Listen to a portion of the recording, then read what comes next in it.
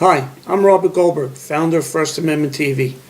First Amendment TV is very much like the grassroots movement that's out there as far as the Tea Party and Libertarian Party, or Conservative Party.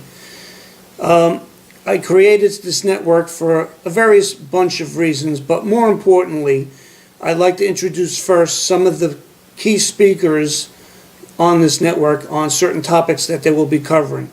And I will come back after their little introduction on what they're going to be covering and continue to explain more about First Amendment TV.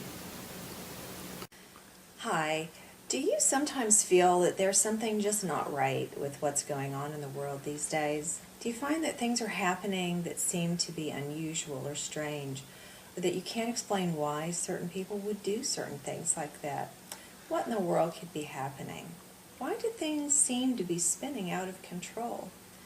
The answer lies in a plan called Agenda 21, which is a global plan for national, regional, and even global control. That is, taking our control away from us as citizens of the United States and of other Western cultured countries and putting it in the hands of a few, very few, special elites. If this doesn't sound like the kind of thing you want, then you should listen for more information for the Agenders and Cure NJ show on First Amendment TV. Thank you. Okay, so I'm Frank Fiamingo, President of the New Jersey Second Amendment Society. I'm here for First Amendment TV, and what I'm going to be doing for this network is we're going to be talking about everything having to do with the Second Amendment. And there's a lot of ground to cover, as you can imagine, from a national level, from a state level. Our sister states throughout the nation all have an issue. Even those states that are fundamentally free and have good Second Amendment rights are now starting to see problems. There are those people who wish to take away their rights or limit their rights, and this is something that is pretty pervasive now. So we're going to talk to a lot of different people. We're going to have guests on the show. We're going to bring in people who are experts in firearms, people who are experts in rights, in the law. We're going to go and we're going to talk to people, everyone from gun manufacturers on down to clerics and rabbis, and we're going to talk to people who have had bad experiences with the law and good experiences with the law. We're talking primarily law-abiding people who have run afoul of the laws that are being implemented, the overreaching laws regarding firearms. For instance, one name comes to mind very quickly is Brian Aiken, situation that he had. I'd like to ask him to come on the show and talk a little bit about his experience. And I'd like to bring up a couple things. Often it's said that the Second Amendment is about guns, and I want to make a slight correction there. The Second Amendment is really about liberty. It's about freedom. And it's when we talk about the right to keep and bear arms, it's not something that we're talking about for as an end in itself. The right to keep and bear arms is a means to an end, and that end is maintaining our freedom, keeping the balance of power in the hands of the people where it belongs, in a government of the people, by the people, and for the people. And you'll hear me say that a lot because I want to hammer that point home. But that's what Second Amendment TV is going to be all about. We're going to make it fun, we're going to make it interesting, we're going to bring a lot of different personalities on board. Some people that I have in mind are people that you may or may not be familiar with. Anthony Calandro comes to mind, and we have Rabbi Dovid Ben-Duri, who happens to be the gun rabbi, excellent speaker. We've got Ainsley. Ainsley was a big surprise to me. One of the speakers at our rally that we had in Trenton, this man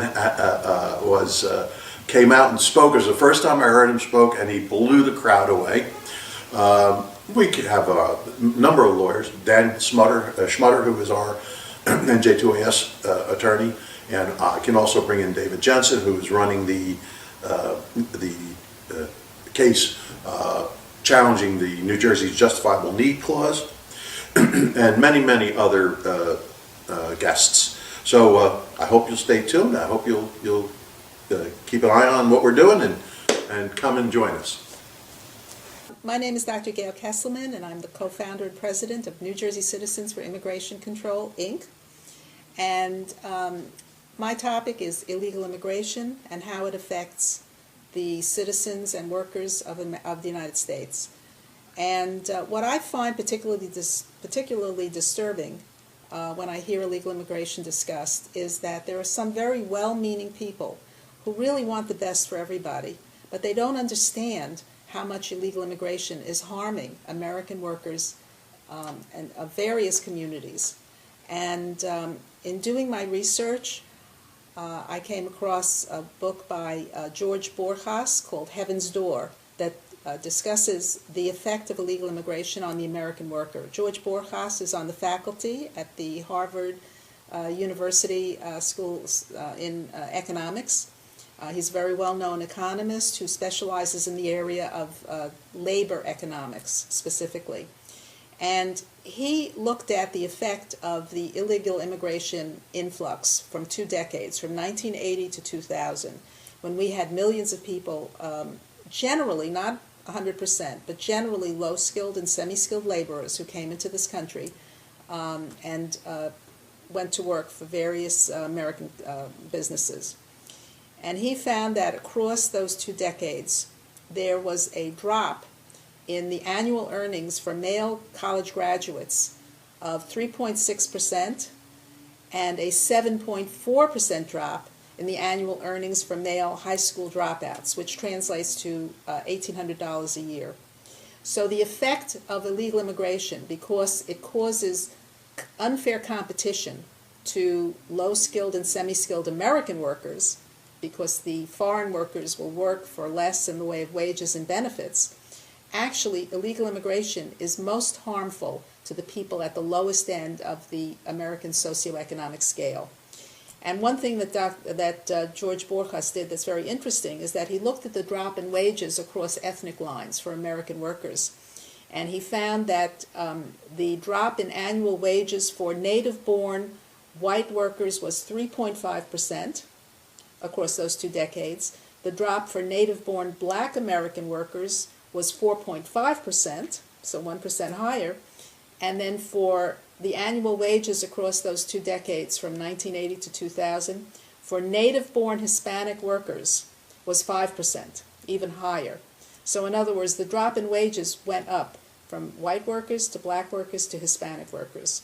So many people who are well-meaning and who are concerned about illegal immigrants and their welfare and so forth have to realize that this competition from foreign labor is actually hurting the most vulnerable elements of our society. And Mr. Borjas concluded, I'm quoting from his book, "The adverse impact of immigration, therefore, is largest for the most disadvantaged native-born communities." And I think it's important for people that are concerned about our society, that they understand that illegal immigration is hurting the people at the bottom the most. My name is Dave Corsi. I am one of the representatives from the New Jersey Fair Tax. The Fair Tax is an alternative tax plan designed to replace the current tax system, which is approximately 65,000 pages long that not a single person has ever read, that is literally destroying this nation. There is no way we can get out from our mountain of debt until we change our tax code. So what we're going to be talking about on these programs is how the fair tax works, why it would benefit the people of this country, and also the problems with the current tax code, the IRS abuses you've all been hearing about. We're going to discuss the different ways and alternatives to change it, because the young people in this country are getting royally screwed, and it's only going to get worse unless we get to the heart of the problem, which is to change the tax code. Well, now you see the people that we have on First Amendment TV, but it's just the start of some of the people that are going to be on. We'd like to get some local, county, and state politicians that are running for office so we can communicate with them better and have them live from the State House or from Washington come on the network on a regular basis and tell us what they would like us to help them with, or tell us what they're going to be doing. This network was also created because I know there's a tough time for a lot of young families out there to get involved in the conservative movement. They can't make it to meetings because they have children, they get home late from work and everything. So here on the network, they can wind up tuning in to watch a live broadcast, which we'll be doing live streaming a lot of events. Or if they can't make it for a live event, it'll be pre-recorded and they can look at our video archive, which is very similar to YouTube, and see where the videos are stored. This network is a pay-per-view network for the reason being there is no advertising on here whatsoever at this time. When I mean there's no advertising, there will be no interruptions as far as video content or pre-recorded content. Everything is going to be as is and uninterrupted. I feel it's very disturbing to us to break to fit in commercial advertising. Not only that, then we have to answer to those advertisers. This way, we answer to no one but our viewers, you, and our hosts that are going to be talking on these different segments. That's why it's a pay-per-view network. If there's any ideas or any participation that you would like to get involved in this network, please get in touch with us by email, and we'll talk to you and we'll try and work things out. Also, this network is going to be a lot more interactive and growing. So if you don't have a webcam, get one. Get a good quality, high definition 1080 or 720 resolution camera, webcam, excuse me, for the reason being the quality of the videos will be very good as we can replay them. We will also have phone call-ins, and eventually once we do get our studio up and running, we will have a studio audience to participate. This is going to be a very much interactive network for us in the conservative movement. Hope to see you join us. You can sign up now and pre-register your password and your name, and do so, and as soon as we go live you'll be getting notification, or just keep checking in. You could also follow us on Twitter and on Facebook under groups and on Facebook. First Amendment TV. Looking forward to seeing you. Bye.